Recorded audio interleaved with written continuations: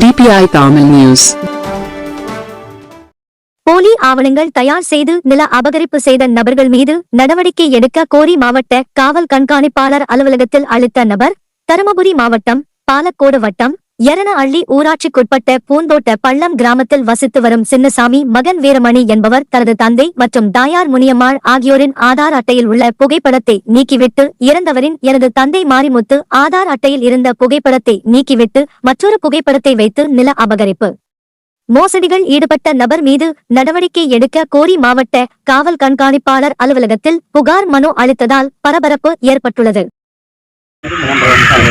அப்ப 3 வருஷம் ஆகுது. இப்போ உயிரோட வந்து கையெழுத்து போட்ட மாதிரி போலி பத்திரம் அவர் வந்து கையெழுத்து போட மாட்டாரு, கைதாக மட்டும்தான் இவங்க போலி பத்திரம் பண்ணியிருக்காங்க. பண்ணி எவ்வளவு நாள் ஆகுது? பண்ணி 27ஆம் தேதி பண்ணாங்க சார், 10ஆம் மாசம் 2025. போய் பார்க்கும்போது பத்திரம் மாறிட்டு இருக்கு. அப்போ போடுங்க லோன், இந்த சொர்சத்து லோனு அது இது அதுக்காக திட்டம் எடுக்கலான்னு போனாங்க. அப்போ மாற்றம் ஆகி மோசடி பண்ணிட்டாங்க.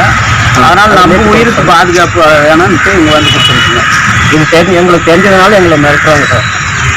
மீட்டு கொடுக்கணும், நிலம் கொடுத்துருக்கோம். மனு நாங்கள் மனு கொடுத்துருக்கோங்க, மீட்டு கொடுங்க ஐயா அப்படின்னு கேட்டுருக்கோங்க. குறுஞ்செய்திகள் உடனுக்குடன் தெரிந்து கொள்ள DPI தமிழ் நியூஸ் சேனலை சப்ஸ்கிரைப் செய்து இணைந்திருங்கள்.